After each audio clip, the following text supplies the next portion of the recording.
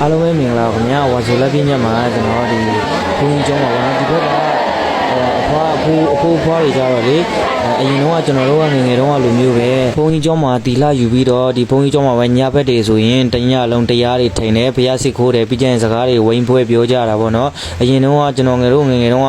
ကျွန်တော်တို့အမေကြီးတွေပေါ့နော်ဒီတွေကကျောင်းအိုက်ပြီးကျောင်းတက်သွားပြီးဥပုသ်ဆောင်သွားပြီးဆိုရင်ညအိုက်သွားကြတာအခုကျတော့ကျွန်တော်တို့ဘက်မှာမရှိတော့ဘူးဒီဘက်မှာကျတော့အဲ့ဒါတွေရှိပါသေးတယ်ခင်ဗျာနဲ့ကျွန်တော်လည်းတခုခုလှူချင်နေတာပေါ့နော်သူတို့စားစရာတခုခုကျွေးချင်နေတာဆိုတော့တေချာလေးလိုက်ကြည့်လိုက်တော့အလူရှင်လေးတွေထည့်ပေးလာတဲ့ချူချင်းဒီထုတ်လေးတွေကအများကြီးဖြစ်နေပါတယ်ခင်ဗျာအဲ့ဒါနဲ့အလူရှင်လေးတွေလည်းကုသိုလ်တခုပြန်ပြီးရသွားအောင်ဆိုပြီးတော့ကျွန်တော်ချူချင်းလေးတွေကိုတရော့သုံးလုံးစီဝေပေးလို့ရလားနှစ်ထုပ်ကြံနေတာပေါ့နော်ချူချင်းတော့နှစ်ထုပ်ပို့နေတော့တရော့သုံးလုံးစီဆင်ပြေလားဆိုပြီးဥယျာဉ်ဘယ်လောက်ရှိလဲလို့မေးလိုက်တော့130ကျော်ရှိပါတယ်ခင်ဗျာ130နဲ့6ယောက်ရှိပါတယ်ခင်ဗျာအဲ့ဒါနဲ့တရော့သုံးလုံးလိုက်ဝေပေးတာပေါ့ပထမရောက်စားဆိုတော့သူတို့လည်းလာပြီးတော့ဘာတွေပြောမှမသိဘူးအဲ့ဒါလာပြောပြတာပေါ့အရင်ဆုံးဒီထဲကိုထည့်ရမှာပေါ့အခုကျွန်တော်ထည့်လိုက်တဲ့အဲ့ဒီ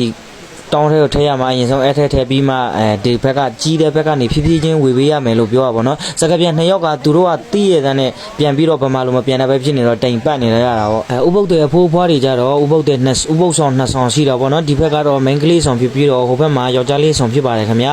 ကျွန်တော်ကတော့ main ကလေးဆောင်ကိုပဲသူပေးနေတာပေါ့နော်ယောက်ျားလေးဆောင်ဖို့ကြတော့ချွချင်းသီးတွေမစေးလို့ပါခင်ဗျာစေးတော့စေးပါတယ်တယောက်တစ်လုံးလောက်ပဲကြံတော့တာဆိုတော့တယောက်တစ်လုံးဆိုတော့သွားပြီးတော့မလူတော့ဘူးပေါ့နော်ဒီဘက်ကအဖွားတွေအဆောင်မှာပဲလှူလိုက်တာပါခင်ဗျာအခုလိုလှူဒန်းရချင်းကလည်းကျွန်တော်တယောက်တည်းမဟုတ်တဲ့အတွက်အားလုံးအလူရှင်အားလုံးကိုလည်းကျွန်တော်အကုန်လုံးဆူတောင်းပေးတာပေါ့နော်အခုပြောနေတာတော့IUရဲ့အပွားပဲဖြစ်ပါတယ်ခင်ဗျာဘာမှမလှူခင်ရတော့စဉ်းစားမိတာပေါ့နော်ချူချင်းလေးနဲ့ဘယ်လိုပြီးလှူရမလဲလို့အားလဲနာတာပေါ့အဲ့ဒါနဲ့ချူချင်းမလှူရတဲ့ဆိုင်တော့ဒါအလှူလေးဖြစ်ပါတယ်ဆိုပြီးတော့လှူလိုက်တာပါခင်ဗျာအခုလိုလေးလှူရတော့လေတအားယူပီတိဖြစ်မိပါတယ်ခင်ဗျာသူတို့တွေလည်းတအားဝမ်းသာတာပေါ့နော်အဲ့လိုလေးတွေတခါမှရွာကကလေးတွေလည်းအဲ့လိုတွေမလှူကြဘူးတဲ့ပြောပါတယ်ဆရာကိုတာတုပူဇော်ပါတယ်ပေါ့ခုနေ့ကပြောတယ်ပူဇော်ပါတယ်တို့လေးလည်းလာပြောတယ်တာတုတွေလည်းအဲ့လိုလေးလာပြောကြတာပေါ့နော်ကြတော့ချူချင်းရော့လုံးစိတ်ဝေပြီးတော့ပြန်ပြီးထွက်တော့မထွက်သေးပါဘူးလေကားပေါ့တကားပေါ့နော်ရော့နေပေါ့နော်အဲ့ဒါနဲ့အဖွားတွေကဟိုဘက်မှာဥသွားချနော်စူပေးမယ်ဆိုပြီးလာပြောတာတဲ့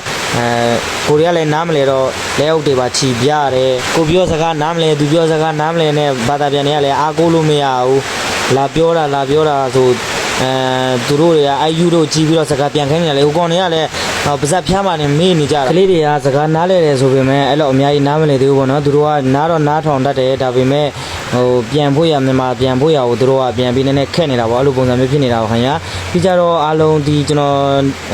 ကတော့တဲ့အပွား2ယောက်ကသူတို့ကအကြီးဆုံးဖြစ်မှာပါခင်ဗျာသူတို့ကနေစာပြီးဝေခဲနေစူပေးတော့ဥချတော့လေသူတို့စီမှာသွားပြီးတော့ဥချခဲနေတာပေါ့နော်ကျန်တဲ့အပွားတွေကကတော့အပွား2ယောက်နားမှာကတော့ပေါ့နော်အပွားတွေအားလုံးစူပေးကြပါတယ်ခင်ဗျာအရန်လဲပီတိဖြစ်မိပါတယ်ခင်ဗျာနောက်ဆုံးအကီယန်ဆိုတာကကျမ်းမာကြပါစေချမ်းသာကြပါစေလို့ပြောထားတာပါခင်ဗျာအားလုံးနားထောင်ပေးကြပါဦးနော်အကီယန်ဆိုတာရေးကိုအရန်လေးသဘောကျပါတယ်ခင်ဗျာကြားစီခိုးပြီးတာဖြစ်ဖြစ်တခုပြီးတာဖြစ်ဖြစ်သူတို့နောက်ဆုံးမှာစူပေးတာပေါ့နော်